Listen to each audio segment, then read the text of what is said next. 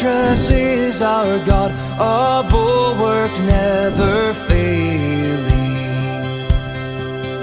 Our helper, he amidst the flood of mortal ills prevailing.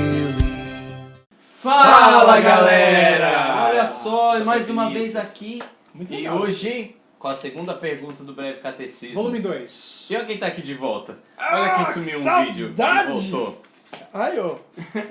E Vinícius, já que você está de volta, fala qual que é a pergunta 2 aí. A pergunta 2 é o gente seguinte: que regra Deus nos deu para nos dirigir na maneira de glorificar e de nos alegrarmos nele? A resposta é a seguinte: a palavra de Deus que se acha nas Escrituras do Velho e do Novo Testamentos é a única regra para nos dirigir na maneira de o glorificar e o gozar. A primeira pergunta é fundamental para a gente entender a segunda, a resposta da segunda. Exatamente. Né? Então, se você não viu o primeiro vídeo, a gente não vai falar dele aqui de novo, porque você tem que ver o primeiro vídeo Veja que o está primeiro na série. A segunda resposta do Breve Catecismo, ela é muito enfática na seguinte questão: a Bíblia, as Escrituras, que é a palavra de Deus, não contém a palavra de Deus, ela é a única regra para que o homem possa glorificar a Deus e gozá-lo para sempre. Essa única regra já diz muita coisa. E o que quer dizer regra nessa... Qual que é o significado dessa regra? Regra, etimologicamente, significa régua,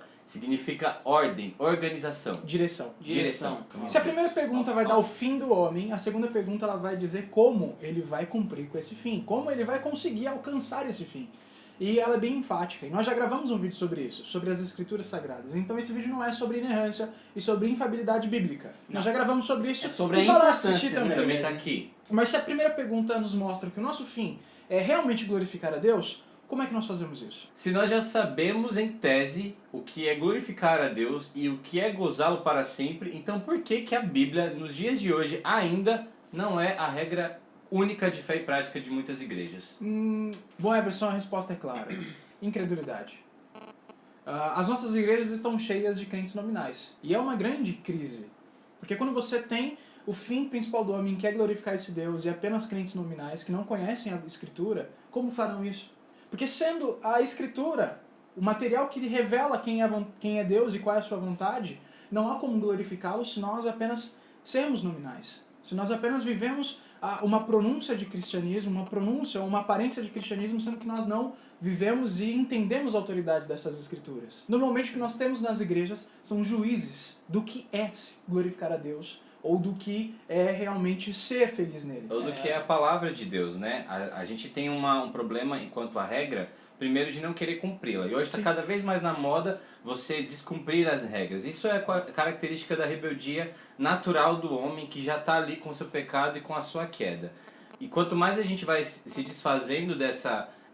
que é uma necessidade para o homem obedecer a Deus, e só obedece a Deus quem segue aquilo que ele diz. Se a palavra contém aquilo que ele diz e a gente está procurando outros métodos de cumpri-la, não vai nessa. A gente realmente está desobedecendo. Então acho que há uma desvirtualização do que a regra é. O que a gente vê muito é que as pessoas elas querem basear os preceitos e mandamentos de Deus conforme os seus gostos, conforme as suas experiências. Então isso é um problema. É como você querer definir o bem e o mal a partir das suas experiências. Isso é muito complicado. A Bíblia nos diz de maneira completa e perfeita o que é o bem e o que é o mal. E através disso nós devemos reconhecer os preceitos e mandamentos de Deus, e aí sim é a regra que nós devemos seguir, que é a Bíblia. É claro, parece que a gente falando aqui, existe todo mundo vai acontecer as mesmas coisas quanto a vida cristã. Realmente não. A palavra fala da gente experimentar a boa e perfeita vontade e agradável de Deus, e Deus, conhecendo o coração de cada homem, sabe que cada um vai responder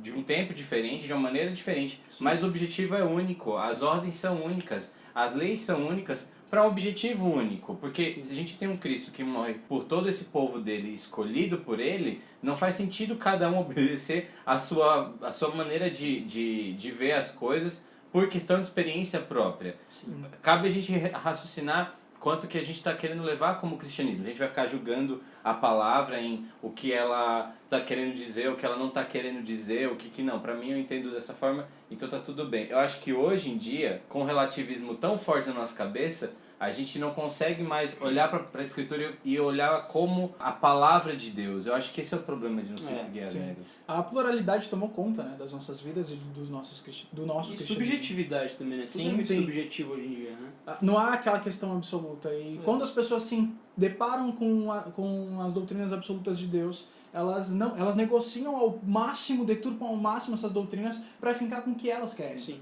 com o que é confortável para elas. Porque, de fato, seguir a vontade de Deus e ouvir as palavras de Cristo é o único caminho que nós vamos conseguir glorificá-lo. Mas para isso, depende de muita abnegação, depende de muita entrega, depende de muita confiança.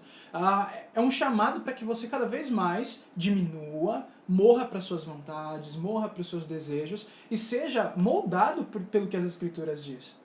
A palavra vai dizer que a Escritura é apta para ensinar, mas também é apta para aplicar a sua vida na justiça, para que você viva a justiça de Deus através dela. De maneira corretamente. A gente está falando sobre o breve catecismo, a gente está falando sobre as confissões, e a gente sabe da importância que isso é para nossas vidas de hoje em dia. Porém, sabemos também que muitas vezes nós falamos dessas confissões, mas nós não vivemos ela de maneira real, de maneira que muda o nosso coração, muda o nosso entendimento e busca na Bíblia, na Palavra de Deus, a autoridade máxima da nossa vida. Eu acredito, né, que nesse mundo, nessa teologia reformada que tem surgido, e graças a Deus que muitas pessoas têm acordado para isso, é que muitas pessoas têm negligenciado a autoridade máxima da Bíblia, mesmo que a reforma tenha sido a volta às Escrituras. Né? Muitas vezes as pessoas elas falam das Escrituras, mas elas não vivem as Escrituras. E isso é o grande problema que eu vejo nessa regra única. Porque a regra única não é simplesmente eu falar, eu reconheço que a Bíblia é a minha autoridade, mas eu não vivo de coração essa autoridade. Aí que está o grande X da questão.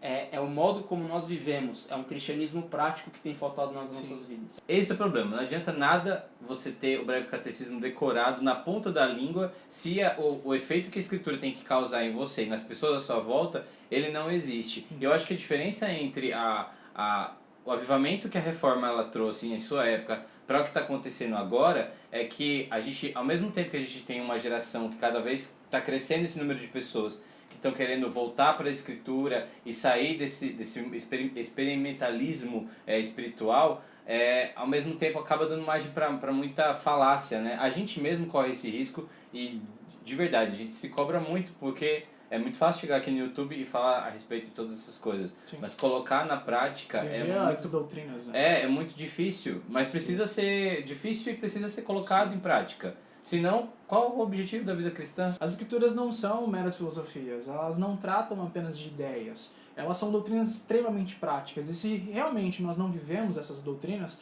apenas se tornarão um ensino ou alguma coisa filosófica. Se torna vão, né? Se torna vão.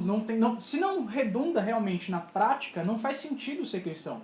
Se isso não tem uma transformação de vida, se isso não vai mudar o caminho que o homem deve andar, que é de glorificação ao Deus, então não faz sentido estar aqui, não faz sentido ter a confissão de fé, não faz sentido ter as Escrituras. Elas foram nos dadas, essa revelação foi nos dada para que, ao confrontados com ela, nós sejamos transformados. E isso é por intermédio do Espírito Santo. Nós carecemos, necessitamos de contínuas orações, de olhar para a cruz todos os dias, com esforço, para que realmente nós consigamos ser capacitados pelo Santo Espírito a viver essas coisas nas práticas das nossas vidas. E é só essa comunhão que vai fazer com que a gente possa gozá-lo para sempre. É verdade. E a gente termina dizendo que quando os fariseus cobraram de Jesus, falando acerca de quem ele era, questionando, olha Jesus, quem é você, né, tal. Aí Jesus, ele mesmo disse, as Escrituras testificam de mim, creiam em mim, elas testificam de mim. Ou seja, leia a Bíblia, creia em Cristo, é Ele que vai fazer toda a diferença na sua vida e no seu cristianismo prático. Só a Escritura. Tem regras nesse canal. A regra primeira é a seguinte: assista o vídeo. Segundo, dê um joinha. Terceiro, se inscreva. E quarto, ative a notificação. Verdade. Cumpriu essas regras, você vai gozar a nossa comunhão para sempre. Olha só, viu? Né? Não, mas só vai gozar plenamente se você entrar no nosso grupo do WhatsApp, que tá bem da hora lá. Né? Exatamente. Galera do WhatsApp, eu gosto muito de vocês são muito engraçados. A gente precisa marcar uma live ainda ao vivo com vocês. A gente vai gravar, é nóis. E aquele meet também vai rolar, hein? Valeu! É verdade, é nóis. Tchau, fica com Deus.